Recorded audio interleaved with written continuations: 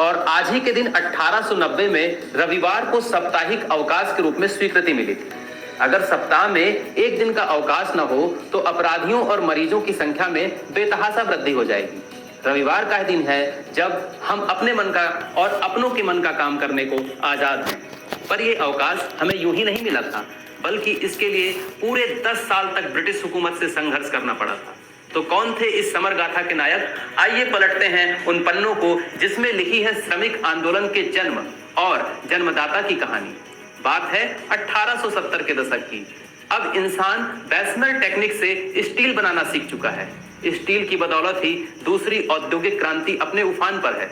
बड़ी बड़ी मशीनों से ज्यादा उत्पादन करने पर जोर है। यह वह समय था जब इंसान सस्ता हो गया था और मशीनें महंगी। मजदूर 12 घंटे काम करके भी मिल मालिकों की लालची भूख को मिटा नहीं पा रहे थे। हालात सुधारने के लिए एक श्रमिक नेता नारायण मेघाजी लोखंडे ने ब्रिटिश सरकार से साप्ताहिक अवकाश की मांग की, जिसको तुरंत खारिज कर दिया गया।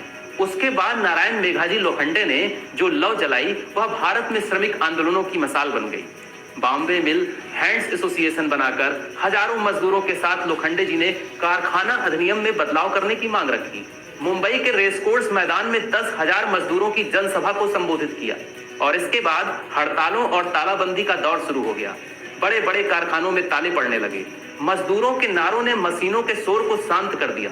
ब्रिटिश सरकार समझ गई कि अगर इस आग को शांत करना है तो उसके लिए उन मांगों को मानना ही होगा और 10 जून 1890 को सरकारी आदेश पारित करके रविवार को साप्ताहिक अवकाश के तौर पर स्वीकृत कर लिया गया और इसके साथ ही प्रतिदिन आधे घंटे का लंच ब्रेक भी दिया जाने लगा। तो दोस्तों, यह थी भारत में श्रमिक आंदोलनों के जनक की कहानी, जिसकी वजह से आज हम संडे को as a weekly off enjoy कर रहे हैं। तो मैं सतीश सिंह इसी के साथ आपसे विदा लेता हूं और जाने से पहले आपसे एक सवाल भी करता जाऊंगा कि भारत में पहला फैक्ट्री अधिनियम कब पारित हुआ था और उसके मुख्य प्रावधान कौन कौन से थे? अपने जवाब को कमेंट बॉक्स में लिखिए और इसी के साथ मुझे आज्ञा दीजिए। नमस्कार दोस्तों।